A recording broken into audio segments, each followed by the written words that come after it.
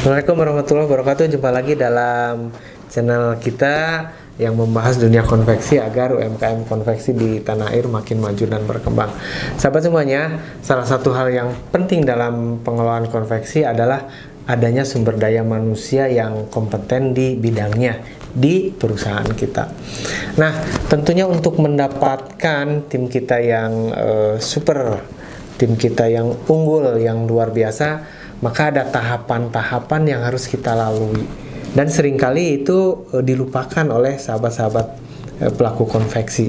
Nah, untuk itu saya ingin mengingatkan bahwa dalam mengelola konveksi, khususnya tentang SDM-nya, ada tahapan yang perlu kita lakukan agar kita memiliki tim yang efektif, kemudian juga yang efisien, dan tentunya berkualitas. Apa saja tahapan tersebut? Saksikan videonya sampai selesai.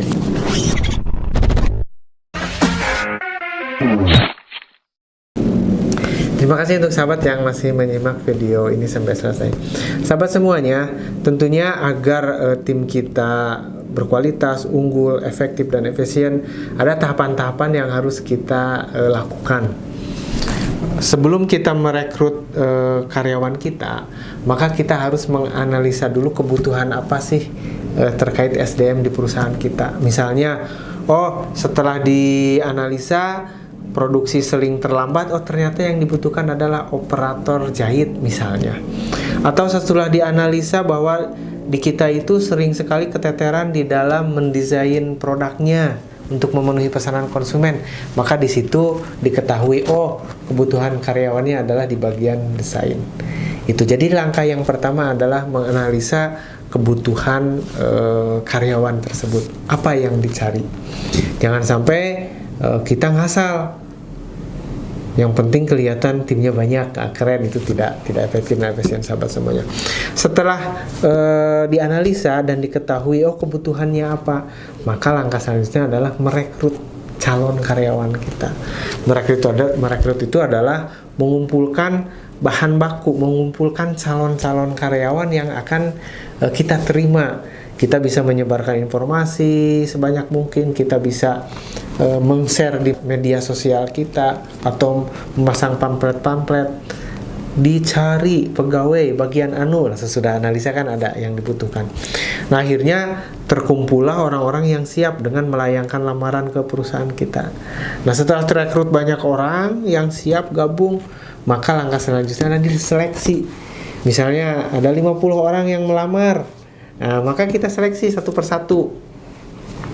Seleksinya bisa berbentuk wawancara dulu, kemudian juga dites secara tekniknya, bagaimana dia menjahitnya, bagus enggak kualitasnya, seperti itu. Kalau yang dibutuhkan penjahit.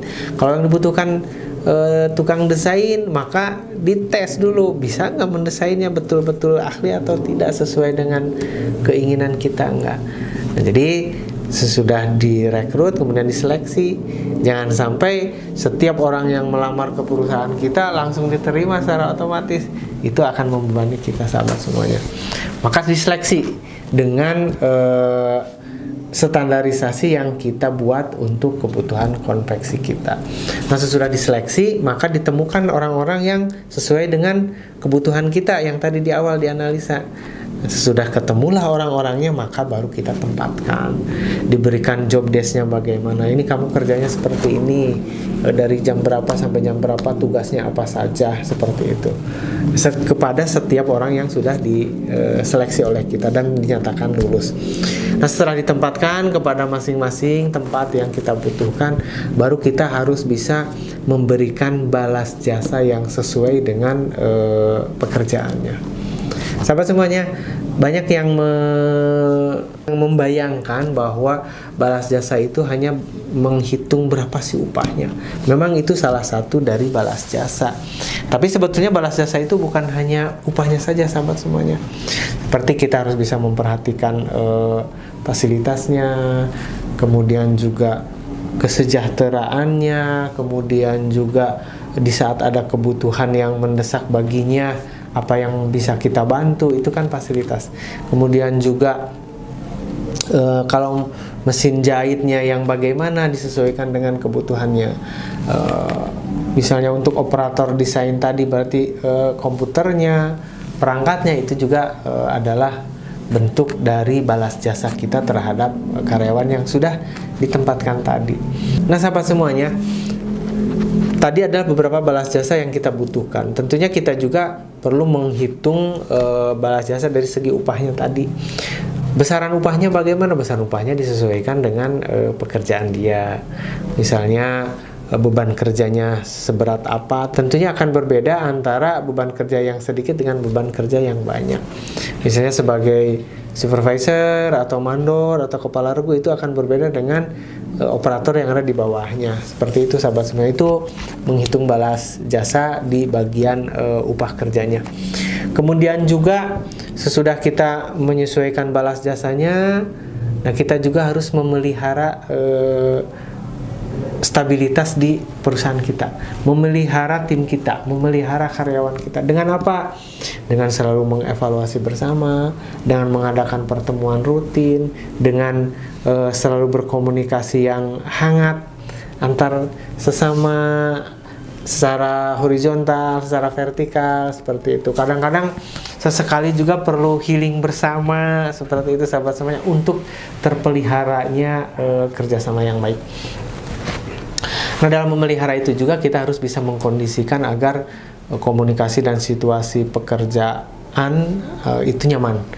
Antar pekerja, antar pegawai juga komunikasinya nyaman, sehingga tercipta budaya organisasi yang baik. Itu adalah di dalam ranah pemeliharaan tim kita sahabat semuanya. Nah, memelihara itu sendiri tentunya harus banyak bisa memotivasi agar semangat, agar tercipta hubungan yang baik, seperti itu. Nah, apabila sudah kita bisa memelihara dengan baik, maka kita pun harus bisa memikirkan pengembangan dari tim kita, karyawan kita. Misalnya suasana sudah kondusif, sudah nyaman, sudah terjadi komunikasi yang baik antara tim kita, maka kita pun harus bisa membuat jenjang karir atau pengembangan dari karyawan kita. Misalnya yang tadinya hanya bagian buang benang, ya suatu saat dengan kedisiplinannya, dengan loyalitas terhadap perusahaan, kita ajari menjahit, akhirnya bisa menjadi operator jahit. Itu kan meningkat.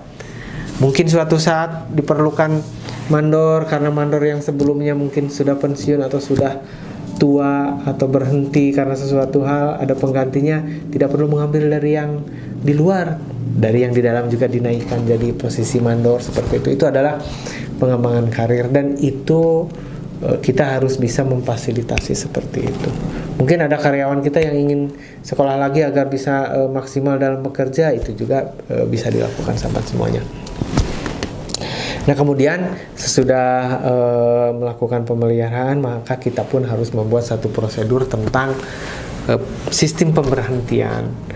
Bukan hanya terhadap orang-orang yang melanggar peraturan kita berhentikan, tapi bisa juga karena misalnya usianya sudah tidak produktif, atau juga banyak seperti tadi melanggar, misalnya banyak mangkir, banyak tidak tercapai target. Itu juga ada tahapan-tahapan yang harus kita buat dalam rangka pemberhentian.